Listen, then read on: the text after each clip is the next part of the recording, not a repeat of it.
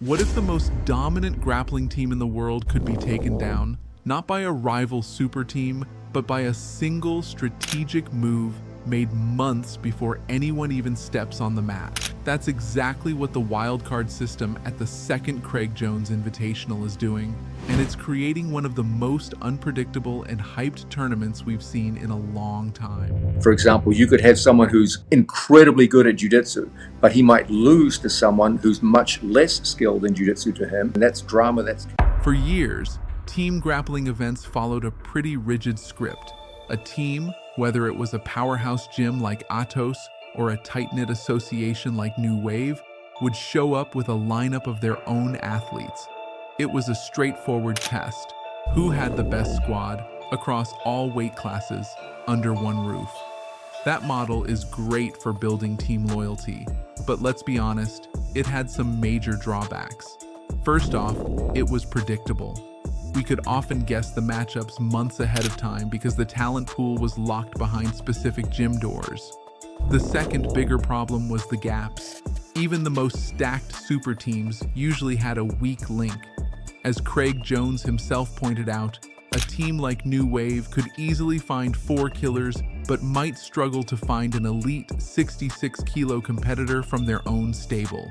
A team's championship dreams could literally be crushed just because they didn't have a world-class athlete in one specific weight class. This also meant that tons of incredible athletes, true superstars who trained at smaller schools or in different parts of the world, were stuck on the sidelines.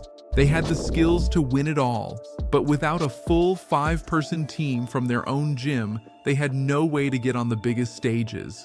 The format was accidentally sidelining some of the most exciting talent in the sport. It was time for a change. Enter the wildcard.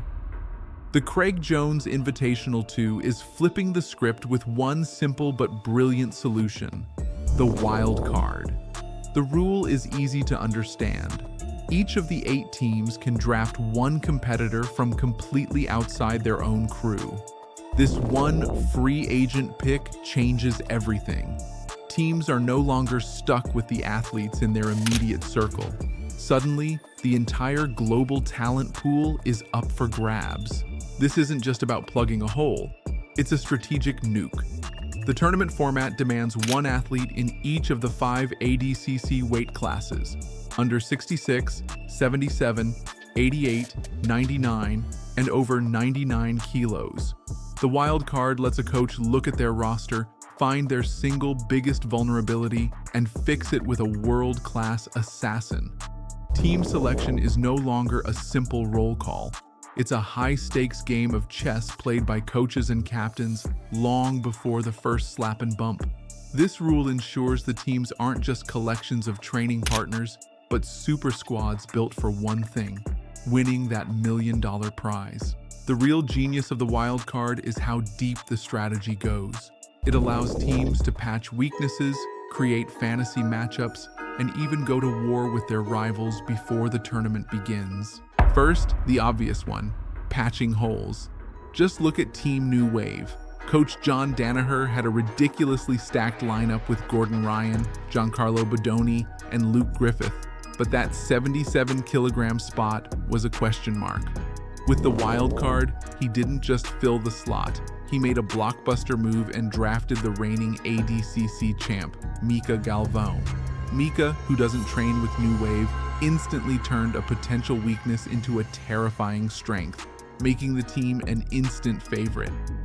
On the flip side, Lachlan Giles, coaching Team Australasia, needed a killer at 66 kilograms and made a slick pick in Fabricio Andre, a smaller grappler known for his giant slaying ability. Second, the wildcard creates the dream matchups that fans argue about on Reddit. With Mica Galvão joining New Wave at 77 kilograms, the door is now blown wide open for a rematch with Dante Leon, who's competing for Pedigo submission fighting. Remember, Leon submitted Galvão at ADCC 2024, and now, thanks to the wild card, we might see that epic clash again. The same goes for Victor Hugo, B-Team's wild card pick. His selection lines up potential rematches with Lucas Hulk Barbosa These built-in rivalries add a whole new layer of drama to the event. Finally, and this is where it gets really clever, the wild card is a weapon for counter-warfare. A smart coach can look at their biggest rival, identify their top guy, and use their wild card to draft the perfect kryptonite. Imagine a team knows they'll have to get through B team. They could use their wild card to pick up a heavyweight specialist whose only job is to neutralize the monster duo of Nick Rodriguez and Victor Hugo. This metagame of picks and counterpicks makes the pre-show maneuvering just as exciting as the matches themselves. Beyond all the team strategy, the wild card creates an incredible opportunity for individual athletes to write their own stories. It's a golden ticket for the lone wolves of the grappling world, the absolute killers from smaller teams who have championship-level talent, but not the backing of a super gym. This new system has already sent shockwaves through the CJI 2 landscape, with every team making huge moves to build their dream roster. From New Wave snagging Mika Galvão to B Team adding Victor Hugo, the free agent picks are already creating hype. Which wildcard pick do you think was the smartest? Who are you most excited to see compete? Let us know your take in the comments below.